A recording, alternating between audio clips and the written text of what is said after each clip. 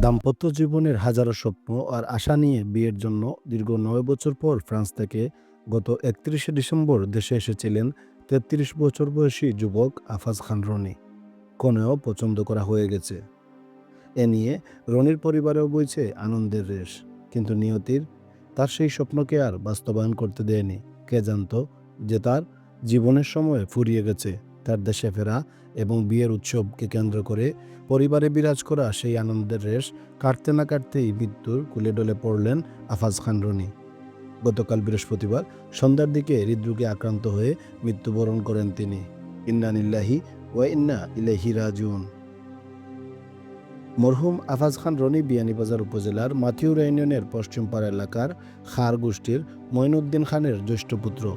অল্প বয়সে তরতাজা প্রাণ আফাজ খান রনির এমন অকাল মৃত্যুতে এলাকা জুড়ে শোকের ছায়া বিরাজ করছে।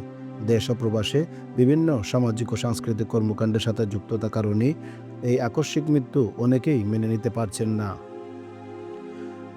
জানা গেছে গতকাল বৃহস্পতিবার সন্ধ্যার দিকে বুকের মধ্যে হঠাৎ তীব্র ব্যথা অনুভব করলে ফ্রান্স প্রবাসী আফাজ খান রনিকে স্বজনরা দ্রুত হাসপাতালে নিয়ে যান।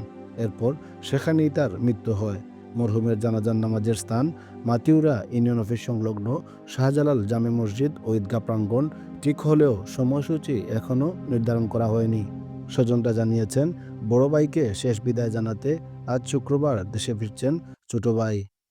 তিনি ফেরার পরই জানাজার নামাজ ও দাফনের সময়সূচি ঠিক করা হবে। Shahidul Islam Saju, desk report, The Local Times.